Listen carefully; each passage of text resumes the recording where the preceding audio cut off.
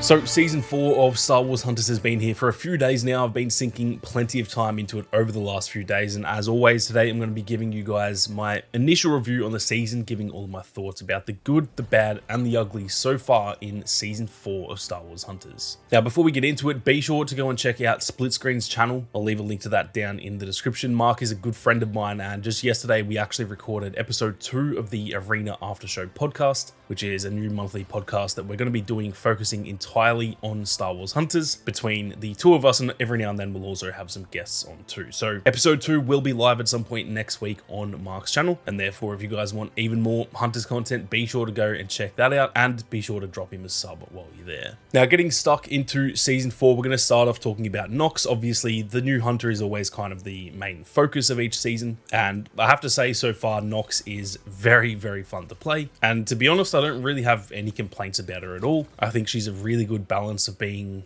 very useful, and I think she is a very viable hunter, but there's also a good skill curve there, so she does feel a little bit harder to get the hang of. My first few games I was struggling a little bit to do well with her, but you could also tell that it wasn't just because she sucks, it was more to do with me just not really understanding her yet, and now the more that I've played her, I have definitely started to improve, and yeah, she feels very viable and very much a usable character, which is always good to see. Now, it's going to be interesting to see how she goes in ranked. As of recording this, I haven't really played that much ranked, and I think the 2 or 3 games of ranked that I have played, I didn't even end up picking her. So it'll be interesting to see how she goes over there. I can't really see her making it into the meta just yet. I think she'll be maybe similar to Reeve, where she's usable if you really want to, but I don't think she'll be in the meta. But yeah, time will tell. She does feel very solid, and I think as we get more hands-on with her, she may end up being better than we originally think. But like I said, as of right now, she is still very, very good, and most importantly, she is very fun to play, which I think is the most important thing. As long as they're balanced, so they're not completely broken, the best in the game or the worst in the game, then yeah, as long as they're balanced like that and they're fun, that to me is really all that matters. Now obviously we also got a brand new map this season in Endor Aftermath. Now I've got to say I've only actually had a chance to play it like twice so far. It just hasn't been coming up in the rotation that much for me, but I have had a few games on it, and I have to say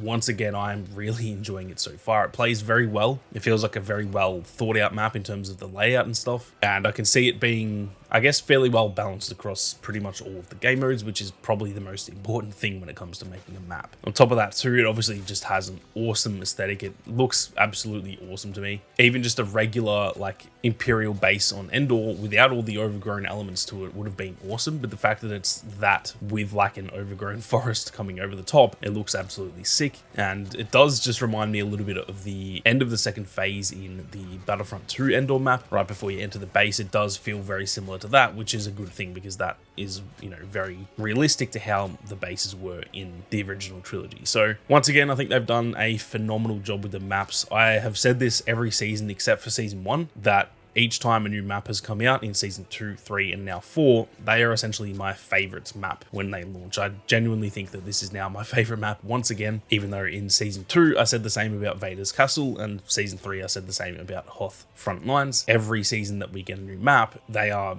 instantly becoming my favorite, and that's pretty rare for me. I'm a very tough man to please when it comes to map design. Generally with most things I'm pretty easy to please, but map design is very, very important to me, and yeah, they've all played really well, and they also just look awesome too. So to those on the dev team working on these maps, you guys are absolutely killing it, and man, if they keep this up, the map roster by the end of this game is going to be absolutely insane. Now before we go any further, if you guys are new to the channel and you're interested in more Star Wars Hunters content, be sure to hit that subscribe button. There is plenty more content on the way, both in regards to season 4, but also we've got the PC launch on its way very soon, so you can expect to see plenty of coverage of all that good stuff right here on the channel. Now obviously we also got a new mode in this season called Scrap Salvage, which is something that I've kind of been calling for a while. I think we have needed a new mode. Obviously we just kind of get a new hunter, a new map, and the new arena pass each season, which I think is fine, but it did feel like we just need a little bit extra per season, and yeah, they've definitely produced that here. I really think that Scrap Salvage is a fun mode. It feels like it can now become like a staple game mode. In fact, I think I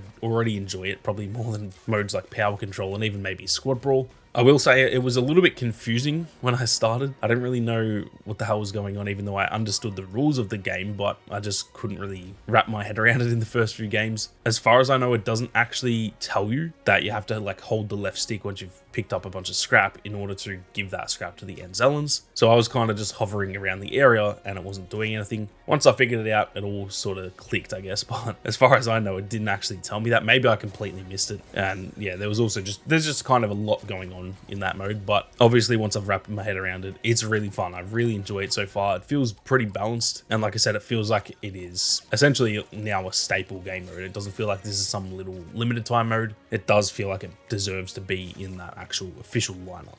It feels pretty similar to me to like Kill Confirmed from Call of Duty, but with just some extra additions to it. Obviously, time will tell if it ends up being a great mode or if it's just kind of fun now because it's, you know, the new shiny toy. But like I said, it feels really good so far, and I can see this becoming a staple. I also assume it will eventually be added to ranked. It just probably needs a season to give the devs time to sort of see if it needs any balancing or just to see if it actually works in ranked. But I do have a feeling it will eventually be there. Now, there's also the brand new Battle Pass, or the Arena Pass as it's called in this game. And once again, it is a very solid Arena Pass. I think it's maybe not quite as good as last season and maybe not quite as good as season 2, but I think that's mostly to do with the lack of a theme compared to last season. Obviously it does still have a theme this season, but it's just kind of less prominent than the Imperial and Rebel themes. That's not really the devs' fault because obviously Imperials and Rebels are like two of the main factions in Star Wars, so you're not really going to get any bigger themes than those two. But yeah, that's really my only complaint with it. The other ones have felt very themed. We got the Hoth map, we got all the Rebel stuff in season 3. It just felt,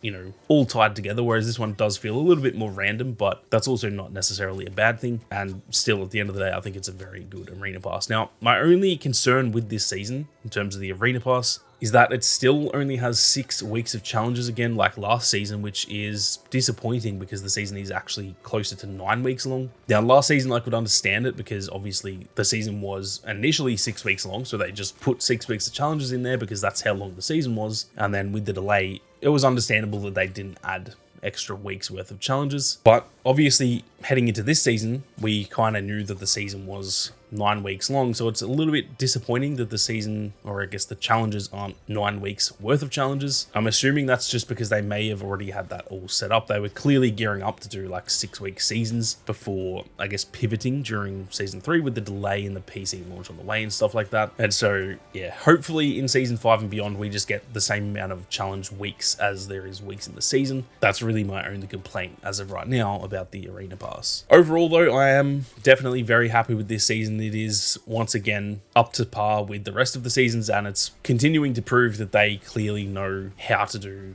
a very solid live service. I think, like I said, maybe just a tiny bit of extra content per season would take this to the next level. But in terms of what we're getting, I think it's all really good content, and it's not like they're, you know, drip feeding us content either. We're getting pretty decent amount of stuff, and I think this season is yet again another successful season. Now, I lastly also wanted to give a shout out to the team just for their general efforts in not only making all the content and stuff like that. I think the game is in a really decent spot right now, but even more so the transparency and communication and the fact they have clearly been listening to us. A lot of dev studios out there, they don't really listen to the players, and even if they do, it will take like a whole year to actually implement those things. It's very clear that Boss Alien, and I guess now Zinger as well, are listening to what the players want, not only bringing the PC launch and stuff like that, but like I've said, they're just kind of doing a little bit more communication than they have been in the past. Even stuff like the little roadmap for this season as to what's to come. There's been multiple blog posts in the last few days covering like different sections. So we got one on Knox, we got one on the season, we got one on the PC release and stuff like that. I think there was even just one for the patch notes. It just feels like we're finally actually getting